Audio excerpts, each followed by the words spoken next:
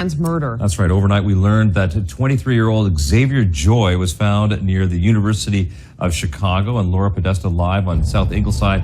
We're finding out lots more about this victim this morning, Laura.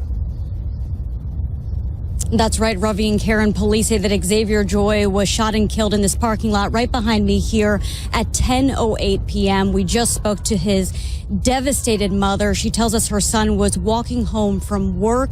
The family lives just 2 blocks away. He was a teacher, and he had recently attended Morehouse College for 1 year where he played football. Now, the circumstances surrounding this shooting are not clear. His mom believes it may have been a robbery. He was on the phone with his girlfriend when he said someone was approaching him, and he hung up. The shooting happened moments later, and his mom says the number of shots woke her up, and she knew something was very wrong. Xavier and my son, Arthur, are the light of my lives. They're the reason that I exist. So I will not stop until I find out what happened. We've got to come together as a community to figure out what can be done to help our youth. As you just heard, she is urging anyone with information to come forward. She said she will not be able to rest until the person responsible is brought to justice. And police say right now they do not have anyone in custody. We are live near the University of Chicago. Laura Podesta, ABC 7 Eyewitness News. Man, 23, found shot to death in Woodlawn identified. A 23-year-old man found shot to death Thursday night near the University of Chicago on the city's south side was identified by his mother as a teacher who would have turned 24 on Monday. Xavier Joy, 23, was shot several times around 10 p.m. in the parking lot of an apartment building in the 6200 block of South Ingleside in Chicago's Woodlawn neighborhood. Joy was pronounced dead at the scene, police said. Joy's mother, Nykea Pippion-McGriff, is absolutely devastated. She said her son was walking home when he was shot. They live 2 blocks away. Pippion-McGriff said he had recently attended Morehouse College for a year, where he played football. She said he was a teacher and mentor to young children.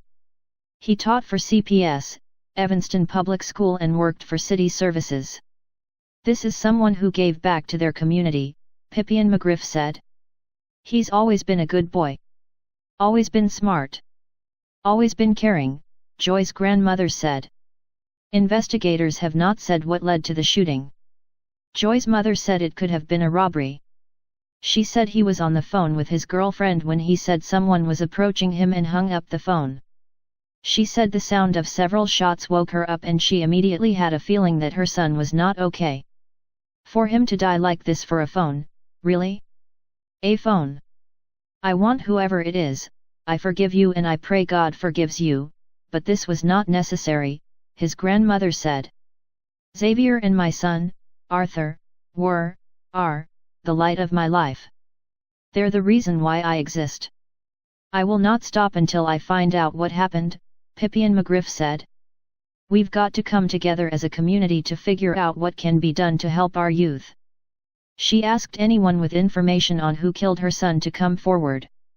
She said she won't be able to rest until that happens.